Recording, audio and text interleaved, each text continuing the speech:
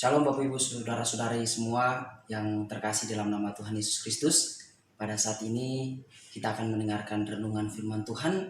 Dan renungan firman Tuhan saya berikan judul buat kita semua, Yesus sebagai pengantara. Ya, Yesus sebagai pengantara bisa kita lihat di dalam 1 Yohanes pasal yang kedua ayat yang pertama. Kita baca bersama-sama. 1 Yohanes 2 ayat pertama berbunyi, "Anak-anakku, hal ini kutuliskan kepada kamu, supaya kamu jangan berbuat dosa. Namun jika seorang berbuat dosa, kita mempunyai seorang pengantara kepada Bapa, yaitu Yesus Kristus yang adil." Oke Bapak Ibu, ayat ini jelas mengatakan bahwa Yesus itu sebagai pengantara. Bapak Ibu, saudara-saudari yang terkasih dalam nama Tuhan Yesus Kristus, dimanapun kita berada, kita menyadari bahwa kita adalah manusia berdosa pertama-tama. Yang kedua, kita menyadari bahwa kita tidak terluput dari kesalahan, dari pelanggaran, bahkan dari dosa yang kita perbuat.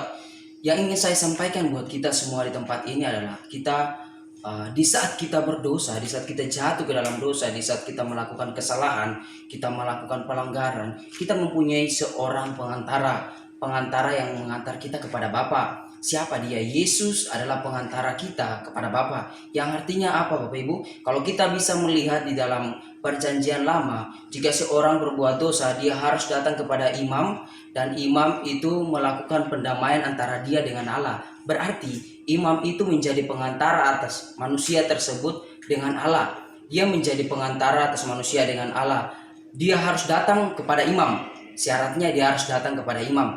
Kalau dia tidak datang kepada imam, berarti dia tidak bisa masuk atau datang kepada Allah. Demikian dalam kehidupan kita pada zaman ini Bapak Ibu. Di sini jelas mengatakan bahwa Yesus itu adalah pengantara kita dengan Bapa, yang artinya apa? Kita tidak lagi memakai sistem perjanjian lama yaitu datang kepada imam.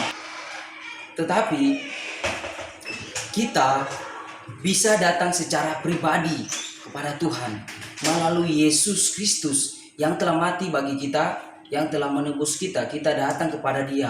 Pada saat kita datang kepada Dia, kita mengakui dosa kita dan kita diperdamaikan dengan Allah.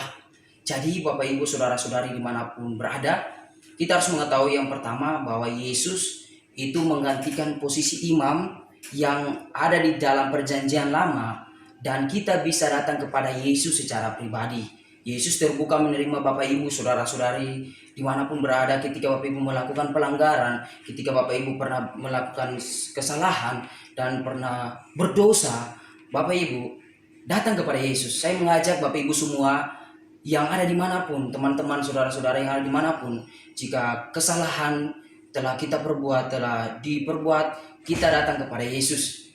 Pertama-tama kita datang kepada Yesus. Hal yang kedua, bahwa Yesus itu mendamaikan kita. Artinya apa? Yesus menjadi oknum atau pribadi yang menenangkan kita dengan Allah. Artinya apa? Di saat kita telah berdosa, di saat kita berbuat dosa, Yesus itu menjadi jalan pendamaian kita dengan Allah.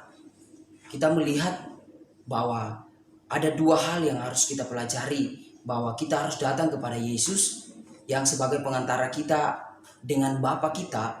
Yang kedua, bahwa Yesus itu menamaikan kita, menamaikan dosa-dosa kita yang kita perbuat, itu menamaikan kita dengan Bapa di sorga.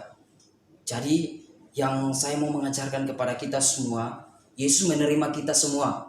Yesus menerima Bapak Ibu, saya dan saudara-saudara dimanapun. Dengan otomatis kita datang kepada Dia yang sebagai salah satu juru selamat kita, juru selamat pribadi Bapak Ibu, juru selamat teman-teman. Dan kita datang kepada Dia, Dia mengampuni segala kesalahan kita. Dia bisa membuat kita layak untuk datang kepada Bapa kita. Sedemikian firman Tuhan yang saya berikan buat kita semua, buat kita renungkan. Walaupun hanya sebentar, tapi kita mempelajari begini bahwa kita harus datang kepada Yesus. Kita percaya bahwa Yesus telah menebus kita dan Yesus telah mendamaikan kita dengan Bapa kita karena dosa-dosa kita. Mari kita merenungkan bagian ini dan supaya kita bisa melakukannya dalam kehidupan kita sehari-hari. Shalom.